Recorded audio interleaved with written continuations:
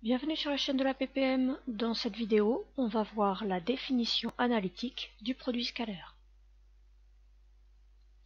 Alors tout d'abord un petit rappel, le produit scalaire, on a vu que c'était une opération entre deux vecteurs et que le résultat de AB scalaire AC, c'est la norme de AB fois la norme de AC fois le cosinus de l'angle BAC. C'est dans la première partie, vous pouvez retourner voir la vidéo si vous en avez besoin. Mais comment fait-on quand on ne peut pas connaître le cosinus de l'angle, quand on ne connaît pas l'angle? Eh bien dans ce cas-là, on peut par exemple décomposer un des deux vecteurs en faisant apparaître une composante collinéaire à l'autre et sa composante perpendiculaire. Pour cela, on projette orthogonalement un des deux vecteurs sur une droite dirigée par l'autre.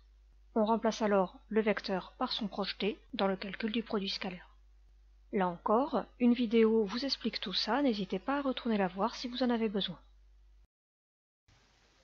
Il y a encore une troisième façon de trouver un produit scalaire de deux vecteurs, et c'est une façon qui est très simple, mais il faut d'abord connaître les coordonnées des vecteurs dans une base orthonormée du plan. Donc ça c'est très important, il faut avoir une base qui soit orthonormée, ça veut dire les deux axes sont perpendiculaires et l'unité sur chacun des deux axes c'est la même. Donc, si on se place dans un repère orthonormé et que j'ai les coordonnées des deux vecteurs, eh bien U scalaire V, ça va être le produit des abscisses plus le produit des ordonnées. Par exemple, dans le cas qui est présenté ici à droite de l'écran, eh bien on va avoir U scalaire V qui est difficile à calculer. Difficile parce que je ne connais pas l'angle entre U et V, et difficile également parce que ça va être compliqué de projeter orthogonalement U sur une droite portant V, ou le contraire, étant donné que ni U ni V ne sont sur des carreaux de quadrillage. Donc ici, pour m'en sortir, je vais utiliser un repère orthonormé, par exemple comme ceci. Donc j'ai choisi deux axes perpendiculaires avec la même unité sur les deux axes, et en faisant ça, je peux trouver les coordonnées de U. Ici, les coordonnées de U sont 2, moins 5, parce que pour aller de l'origine à l'extrémité de U, j'avance de 2 en abscisse et je descends de 5 pour l'ordonnée. Et puis, pour V, je vais avoir à avancer de 4 en abscisse, puis à monter de 3 en ordonnée. Donc les coordonnées de V sont 4, 3.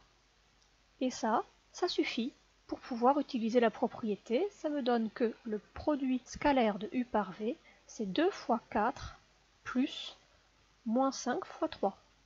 Autrement dit, moins 7.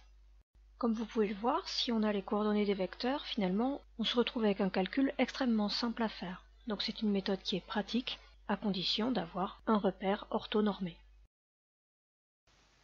On retiendra donc qu'il y a trois façons usuelles de calculer le produit scalaire et que le choix de la méthode dépend de la situation dans laquelle on se trouve. La première méthode, la définition géométrique. U scalaire V, c'est la norme de U fois la norme de V fois le cosinus de l'angle UV. Une deuxième définition par le projeté orthogonal. Si H, donc celui que j'ai représenté en vert, est le projeté orthogonal de V sur une droite dirigée par U, alors U scalaire V est égal à U scalaire H. Je vais pouvoir remplacer V par H dans le calcul du produit scalaire. Et puis enfin, une définition par les coordonnées dans un repère orthonormé. C'est absolument essentiel que le repère soit orthonormé.